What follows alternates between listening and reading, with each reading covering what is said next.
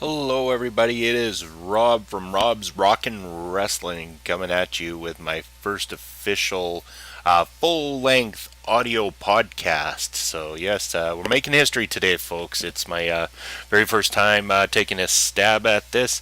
Thought that this is something that's long overdue, so I wanted to be able to come and deliver this. Give you all the things I can about the world of professional wrestling. Yes, I am a huge fan of professional wrestling, as some of you may have found out if you follow me on Twitter. If you don't follow me on Twitter currently and you're finding this through some other source, fantastic. But feel free to go and follow me on Twitter. I'm at VaporRob, hashtag the real Bobby Munson. Yes, the real Bobby Munson, a name I like to use. The story behind that, I'm actually going to go into that first here. I think that's an interesting thing. It was kind of a joke that we came up with between a buddy of mine here. We were trying to come up with kind of nicknames, him being a guy named Matt, and he spells it with one T. So I jokingly said that he needed to become the one T. He is the one T. So we came up with the real Bobby Munson for me because my name being Robert Munson, and also a reference to the character name on Sons of Anarchy. Yes, there is a character on there also named Bobby Munson. So that being a character, me not being a character, so therefore I am the real Bobby Munson. So yes, that's where that derives from. If anybody's ever interested. So, anyways, folks, I used to do smaller little recordings there after each WWE, my apologies, show during the week there. They were becoming really hard to follow up with doing like kind of one per every single show. So I'm kind of going to amalgamate this into one podcast here for you guys, and hopefully you'll enjoy it. So, if you're listening to this, please share it around, retweet, follow me as much as possible. It's much appreciated, folks.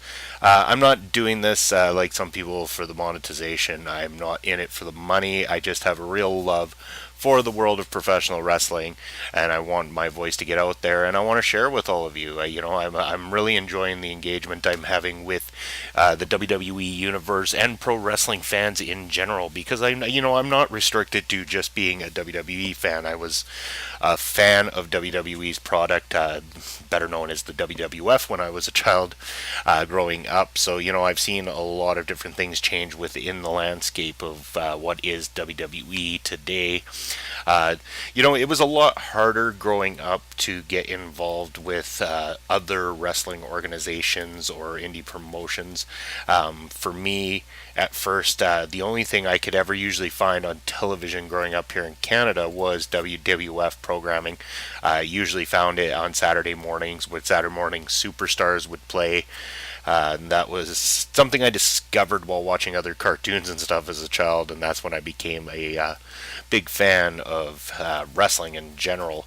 It wasn't really until the transition of Hulk Hogan leaving the WWF back then and moving to WCW that I began to discover the existence of WCW and discover that I could actually find their programming on my television.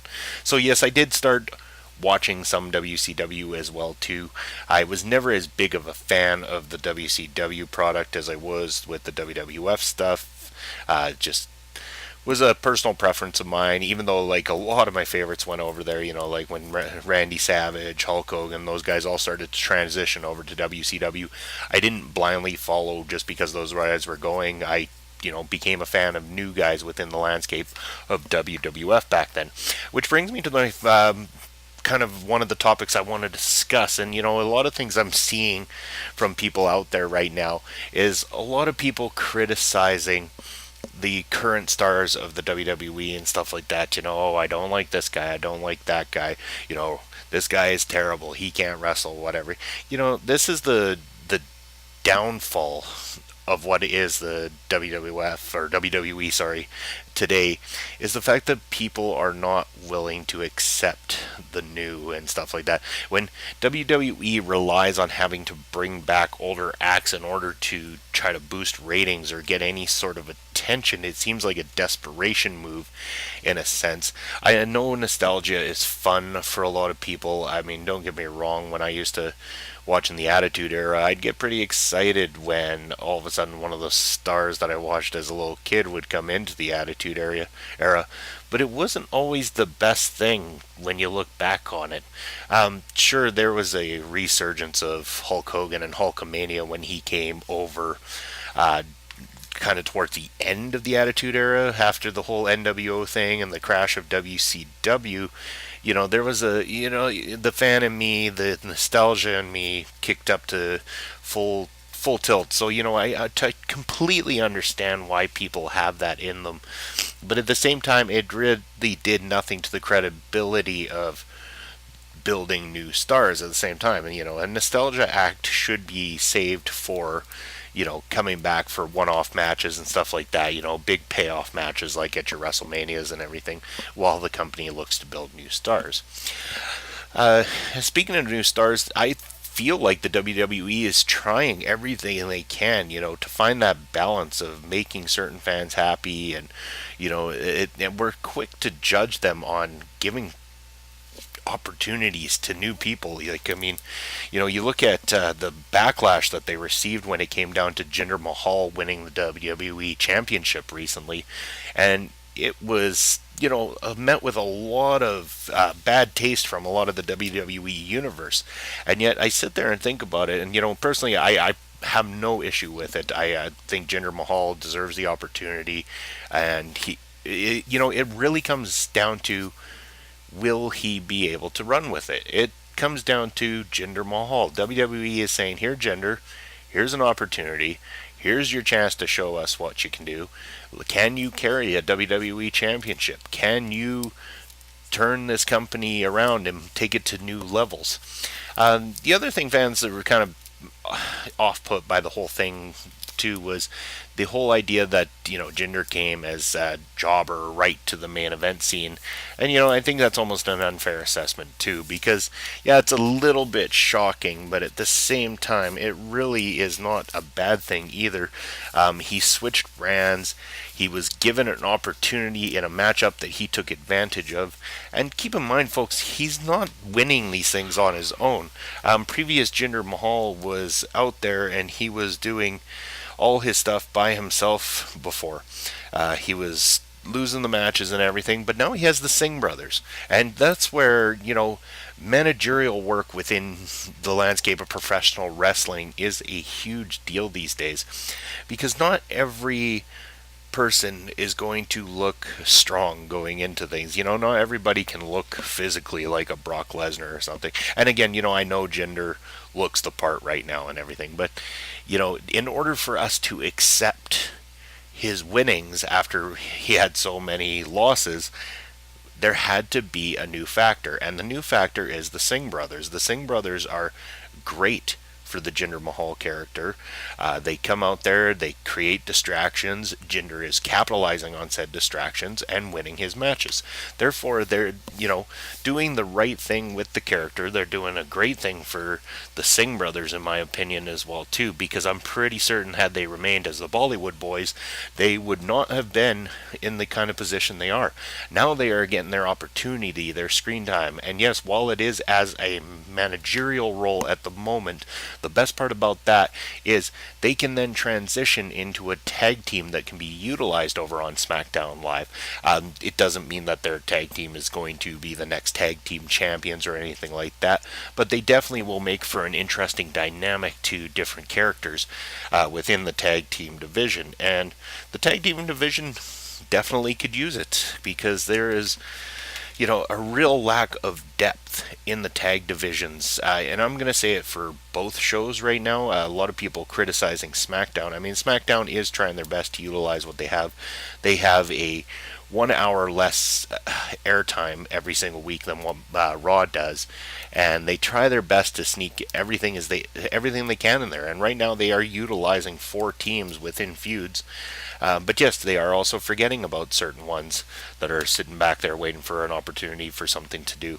Over on the Raw, much the same. There's only certain tag teams that seem to be in the mix every single week, and not enough being done. The answer to that, I don't know what it is. I mean, you could easily say, oh, call up more teams, but there isn't a lot of good, strong teams within the landscape of WWE right now where you can make that happen. So, is the answer to keep just treading water like they are, or could it benefit the WWE to restrict the tag teams to one particular show in general? Personally, I would have loved to have seen the WWE go about using Monday Night Raw for the tag team division. I think that if they had more tag teams over there, they could do more with them. That being said, you're also going to have to free up more time. I mean, you want more tag team exposure, you're going to have to free up time over there. So, how do you free up more time on Monday Night Raw? Well, my thoughts are, first of all, you get the cruiserweights off of Monday Night Raw right now. They have their own show in 205 Live. 205 Live also needs to change a few things as well too. Like they should be a show that takes place in a more indie type setting or something, like more like the Full Sail University with NXT type thing. Um, so yeah, so I think that's where that needs to go. I also think that the women of WWE should all be over on SmackDown, one division, all on SmackDown, so that there's more depth, more feuds to come about and stuff like that. Right now it seems like every week we get in the same old, and certain characters are not getting a chance to develop. Well, it's because they don't have a whole lot to compete with every single week. I mean, they have to put the focus on only a couple of the stars or a few of the stars because they don't really know what to do with them the rest of the time. They don't seem to want them to dominate any particular amount of time on television right now. So, with that being said, SmackDown seems to be where they're being used the best right now, and I think that adding the entire women's division to SmackDown Live would be beneficial to the entire division. I think that at times you could even go as far as saying that if the division was strong enough, that the SmackDown only pay per views could feature more women's matches than men's matches. Because, quite frankly, a lot of the time, when given the opportunities to shine, the women have been outshining the guys in WWE. That's not a knock to the talent there at all. It just means that it is something new. It's something fresh. The way that WWE used to treat the women during the Attitude Era and prior to that, you got to look at that and say, they have come a long way since then. Women's wrestling used to be nothing more than that moment where you were either a teenage boy that loved watching the women on screen, or you just went for your piss break at that time. But not anymore. Like they actually are being given character. They're being taken seriously. They're dominating matches. They are breaking history and being the first to do certain things. So yes, there's a lot of great opportunity there for the women, but unfortunately, some of them take a back seat right now with the way that Raw and SmackDown are designed. So, it would be nice to see a change. I would like to see them utilize what they have there a little bit more. Or, maybe it's time for WWE to even consider, we've got a cruiserweight show, we've got NXT, we've got Raw, we got SmackDown. WWE, how about a women's show? A show featuring just the women of WWE. And I'm not talking any of this total divas, total Bellas shit. I'm sorry for dropping that word, but you know what? I don't need to see shows based on little drama things that happen in the, outside world of WWE or anything like that. I want to see a pure wrestling show. Something that could rival any of the other WWE programming right now. Which brings me to my next topic, which is the Mae Young Classic, which is going to be airing on the WWE Network. I believe from what I've heard, it will start airing the end of summer or early September. Very similar to the Cruiserweight Classic in that sense. So 32 different women. Not entirely sure who is expected to be there. Some names I have seen have been mostly names from the current crop of women who have yet to really make a statement over in NXT, but they seem to have signed with NXT at the same time. So, expect to see a lot of the faces that we saw in the NXT Women's Battle Royal there few weeks back. Expect to see a lot of those faces in the Mae Young Classic. But when you start to break it down, that maybe is going to account for half or a little less than half of the names involved. So there's still a lot more to come. We could see some big surprises if you're a fan of the indie scene of wrestling. You may be familiar with some of the names that'll end up showing up. So there is a lot of talent pool out there. There is probably going to be a lot of them that don't even get to be a part of the Mae Young Classic.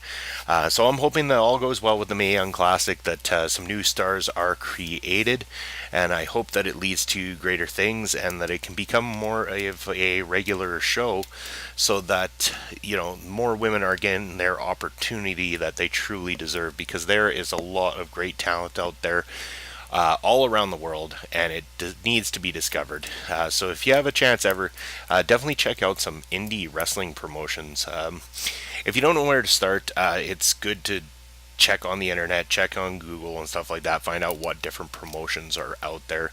It's different all over the world, folks. So being here in Canada, I mean, we've got quite a few different ones. Just for example, Smash Wrestling. If you want to check out Smash Wrestling out of the Eastern Canada, they're definitely worth checking out. You'll definitely find their material online, so definitely check into that. Smash Wrestling was also recently the host, or helped host, the WCPW World Cup Canadian qualifiers. So if you're interested in knowing what a Smash Wrestling event can look like, you can definitely check that out. But that isn't even a perfect example of Smash Wrestling exactly. So definitely check out Smash Wrestling. If you haven't had a chance, I actually good friends with and have been working alongside of the folks here at High Impact Wrestling in Canada. So a lot of great people here at High Impact Wrestling, a lot of great performers, in-ring performers, and people working behind the scenes effortlessly to bring a quality wrestling product. So if you haven't had a chance, to go check out HIW on Twitter, or feel free to check out on YouTube. There's many matches that have been recorded on there, two of which I recorded as well too, so you can check under my name, Rob Munson. Those will come up. They are under HIW The Arrival. One match features a good buddy of mine, Candid Chris Summers, taking on Bryce Slammer. Kind of an interesting match there. Candid Chris Summers is a young guy getting his start in the industry, so long ways to come yet. And he's also the one that encouraged me at my age, the age of 34, to give training a try. So yes, recently I took place in a wrestling mini camp, where we did a lot of different bumps, and we did a lot of cardio workouts and stuff like that, used to try to figure out if we have what it takes to get into the wrestling business, if we have what it takes to be trained as wrestlers. I did not do this in order to get trained necessarily to be a full-time wrestler. Again, I am 34, and unless I have intentions to be the next Diamond Dallas Page, I don't think I'm exactly at the most desirable age for getting into being a professional wrestler. Not counting out the idea of maybe sometime down the road doing a match. I'm saying that it's not an impossibility, but I'm mostly taking the training so that I can be a wrestling manager. And just so you all know, if you're not very familiar, whether you want to be a wrestling manager, valet, referee, an in-ring performer, anything, you do still have to train. You have to get out there and you have to learn how to work inside of a ring. And it's not just about knowing how to fall properly, it's about the psychology of wrestling as well too, you guys. And wrestling, you guys, has got a lot of psychology behind it, and a lot of people are quick to think, okay, they look at the landscape of the indie scene and stuff like that, and there's this whole controversy between the dive and the old school ways of thinking. If I were any of you and you're considering getting into the wrestling industry, it doesn't matter in what aspect, I would say that it is best to learn the old school stuff first. Yes, I'm not going to defend either one particular side. I'm a very old school sort of a person when it comes to pro wrestling. I feel that there is a certain essence about being able to put on a match inside a ring without having a whole bunch of high spots. That being said, I'm not going to say I dislike matches with a lot of high spots either, because there is a lot of many good matches out there that fall into that category as well too. So again, I love wrestling in general, so it's hard for me to, sit particular to one side. But I think if you're going to learn the business, you need to learn everything about the business. So I think you need to start from the ground up. And the old school way of teaching will teach you from the ground up. They're going to teach you how to do your bumps and everything. Like, I'm sure everybody will. But then they're going to get into teaching you about chain wrestling, teaching you about rest holds, about calling a match, about the in-ring psychology, developing a character, and all that kind of stuff, about how to pay your dues and everything. And then if you want to learn how to do a little bit more of the acrobatics, you want to be able to do that high spot flip over the top ropes or something like that. It's not harmful to learn that, but keep in mind, folks, that spot should be reserved for a moment in a match. When we get like 20 to 30 of these dives and stuff like that, I mean, it sort of takes away from the effect of them. They become nothing more than a regular move, and eventually we are going to get to a point in time where they become so commonplace that they are no longer interesting in that sense too. So, keep that in mind, that you want to build that psychology. You want to know the pacing, know how to take it to that level, so that when you get to one of those moves, it becomes a moment people remember about the match as a whole. It's like, they get to see all this great stuff, and then, oh my god, they see you pull off something incredible, and they're going to remember it. It's going to stick in the back of their mind. But if you go and do that same high spot 30 times in a match, they're going to be like, there was a lot of damn flips in that match. And that's about it. So, yes. Anyway, we're going to move on. This Sunday, folks, Money in the Bank. WWE SmackDown Live is presenting Money in the Bank. And yes, there's a lot to talk about on Money in the Bank. We have the very first ever women's Money in the Bank match, where we will see Tamina, Carmella, Natalia, Charlotte, and Becky Lynch competing to become the very first Miss Money in the Bank. Definitely something worthwhile to look forward to. I'm definitely looking forward to it, for sure. It's going to be quite interesting to see these women battle it out in the Money in the Bank ladder match.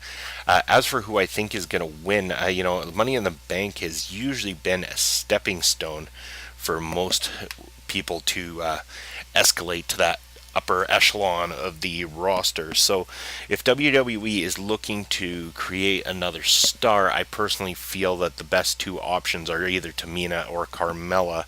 That being said, I think that the interest is going to be more on putting it over to Carmella, and I think it's going to come with a little bit of help from James Ellsworth.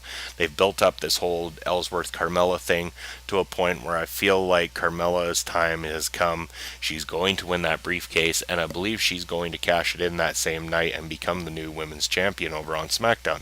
It's yet to be seen. We'll see what happens this Sunday. Then we got the men's Money in the Bank match, which I'm finding very difficult to call at this point. The betting odds seem to be on Shinsuke Nakamura. I believe that would be WWE's best option, because here's how I see it. I would love to see Nakamura take the Money in the Bank briefcase this Sunday. I would love to see him move on to eventually cash that in on Jinder Mahal and take the championship. I want him to carry that championship right through to WrestleMania, where I believe he should take on AJ Styles, and I believe that AJ Styles should win the Royal Rumble in order to get there. There's a lot of story that can be told in AJ winning the Royal Rumble. It's one of the things he has not done yet in his illustrious career. Also, he has not had a chance to headline WrestleMania, so playing on that story, that passion of, oh, will AJ be able to do it? Can he overcome the odds? You know, they can put him in as the first entrant into this year's Royal Rumble and have him outlast everybody, and it becomes that feel-good story of AJ Styles does it. He manages to outlast everyone to become the Royal Rumble winner and go on to WrestleMania. And I mean, there's not many people out there who wouldn't be excited for the idea of Shinsuke Nakamura versus AJ Styles at WrestleMania. Yes, I know we've seen it at Wrestle Kingdom 10 over in New Japan, but I mean, there is a large sum of people who watch the WWE product that are not familiar with New Japan, so it would be a very refreshing match for many of them.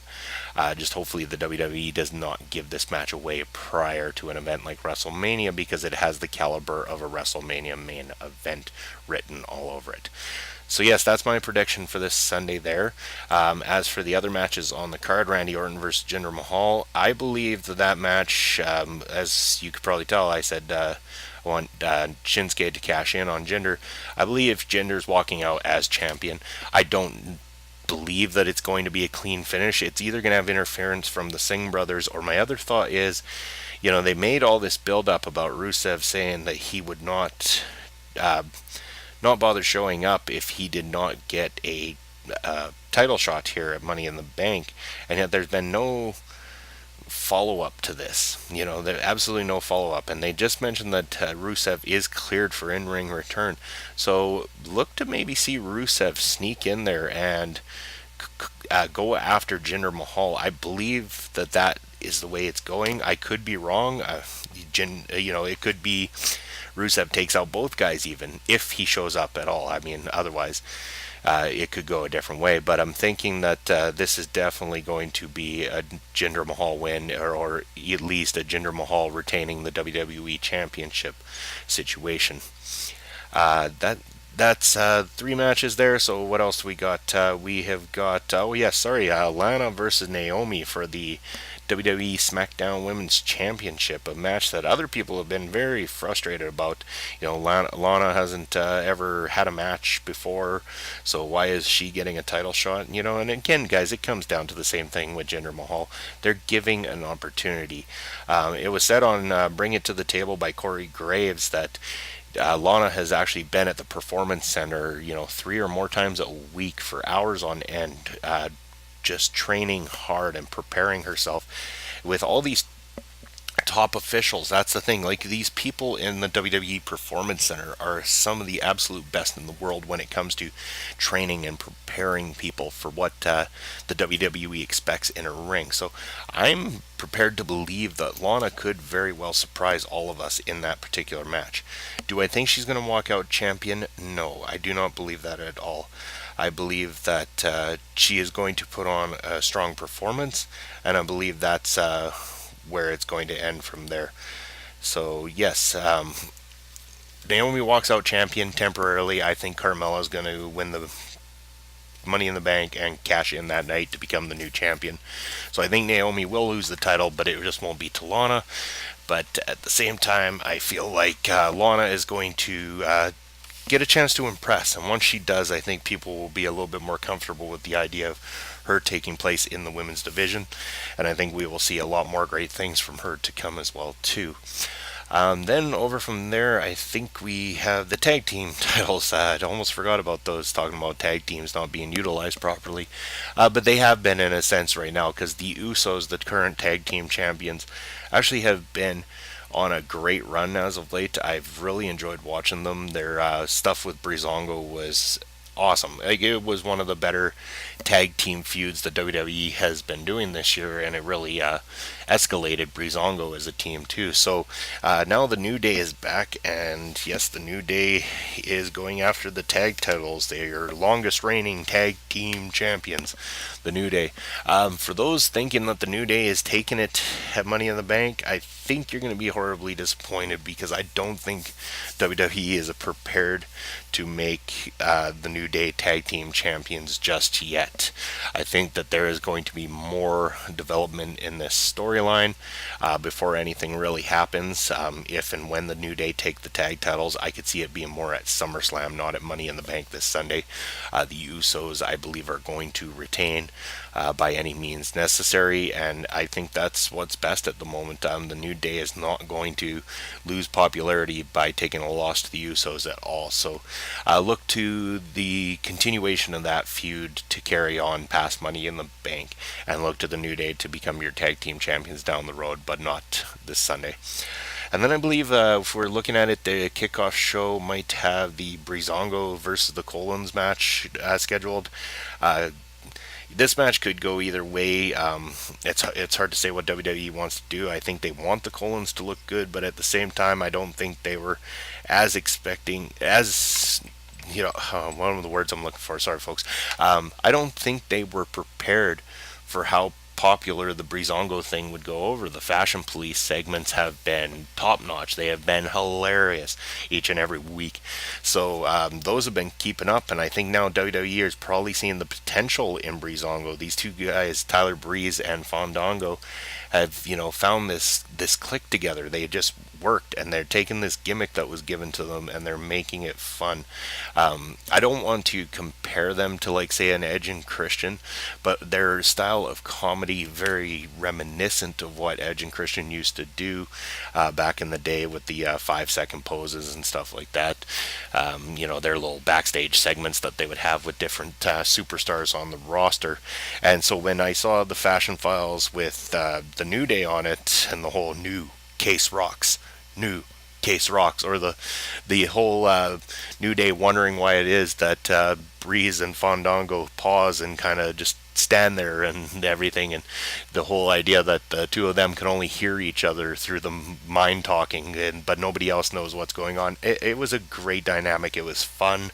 It's goofy, yes, and many things goofy in wrestling can be a little too much, but this is kind of the goofy that works. It's funny, it works, and at the same time, they're getting over, which is good to see. It's great fun. So yeah, with that said, Money in the Bank looking to be an interesting show. I'm sure there's going to be a lot of talking points to come out of it, so definitely worth tuning into. If you're watching it live or anything like that, feel free to tweet me on Twitter and stuff like that. Ask me questions. Unfortunately, I won't be watching Money in the Bank live as it happens. I know, wah wah. This will be the first time in a long time that I'm not watching a pay-per-view at the time of the pay-per-view occurring. Reason being, it is Father's Day this Sunday, folks. So yes, we will be going, Shauna and I are going to see her dad that evening. So once I get back from that, I will be tuning into Money in the Bank. So if I do not reply to you on Twitter or anything right away and stuff like that, please don't be offended. It has nothing to do with anything personally, but I'm going to try my best to avoid all spoilers, as I won't be watching the live feed of the show. So yes, but yeah, definitely let me know what you think. Tweet me with any questions you may have. If you like the show today, folks, give me a like, send out the retweets, let people know Rob's Rockin' Wrestling is the place to be. And what kind of topics do you guys want me to talk about? I want to hear from you. Let me know what you like, what don't you like, what would you like me to discuss? Is there any topics that I could go back on? Better yet, let's do something retro as well too. We're talking about nostalgia today, so why don't you guys let me know? Is there a pay-per-view that's on the WWE network that may be underrated? It doesn't matter if it's ECW, WCW, WWE, whatever it is on the network, a pay-per-view event that you feel doesn't get the love it deserves, that I can go back and review. Also, with that said, let me know what you think the worst pay-per-view of all time is that's currently on the WWE network, so I can go and give that one a review as well too. Anyways, that's going to be all for me today, folks. Thank you for tuning in, and until next time, stay classy.